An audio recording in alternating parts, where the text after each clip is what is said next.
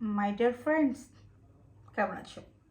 কটা কথা বলি, আমার জীবন থেকে নেওয়া কথা বলো।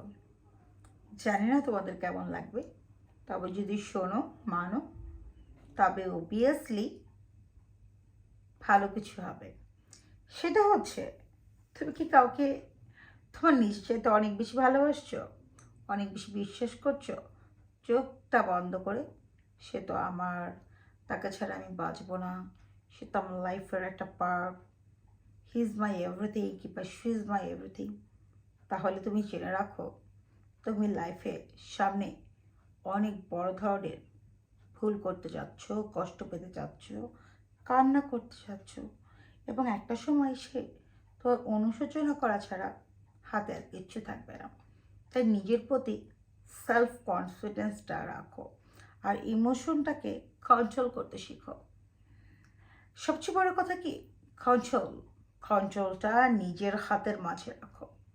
এই কন্ট্রোলটাকে যদি ছেড়ে দাও, সে যদি একবার বুঝে যায় তুমি তাকে ছাড়া চলতে পারো না, তুমি তাকে ছাড়া অচল, তাহলে শেষ, সব শেষ। কষ্ট তোমার জীবনে, তোমার কপালে অনিবার্য।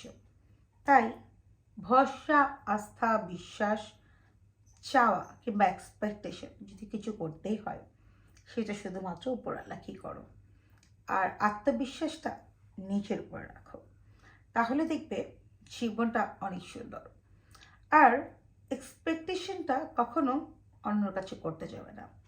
নিজে যতটুকু পারো নিজের উপরে, নিজেকে সেলফ রেসপেক্ট দেবে, সেলফ ভ্যালু দেবে, নিজের ভালো লাগাগুলোকে ফুলফিল করবে এবং নিজেকে নিজে পায়ে দাঁড়ানোর চেষ্টা করবে।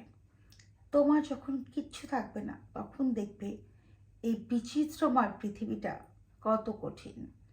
কেউ তোমার পাশে থাকবে না।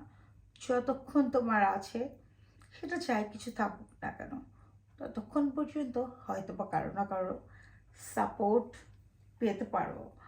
কিন্তু যখন দেখবে তোমার কিচ্ছু নেই, সিক্ত তুমি দেবার কিছু নাই, তখন ভালোবাসা দিয়েও থাকতে পারবে না, টিকতেও পারবে না। পক্ষান্তরে কষ্ট কষ্ট আর কষ্টই পাবে। তাই এখনও সময় থাকতে নিজেকে বদলে নাও, নিজের প্রতি নিজের কন্ট্রোল রাখো, সেলফ ডিপেন্ডেন্ট হও, সেলফ রেসপেক্ট করতে শেখো, এক্সপেকটেশনটা উপরওয়ালার উপর করো, আর নিজের প্রতি নিজের বিলিফ রাখো, অন্যের প্রতি নয়। আর অন্য মানুষকে সবসময় একটু ইগনোর করে চলো, বিশেষ করে টক্সিক মানুষগুলোকে। খারাপ সময় যারা তোমাকে কথা শুনিয়েছে তাদেরকে ফাইন্ড আউট করে রাখো। বুঝতে পারলে? তারা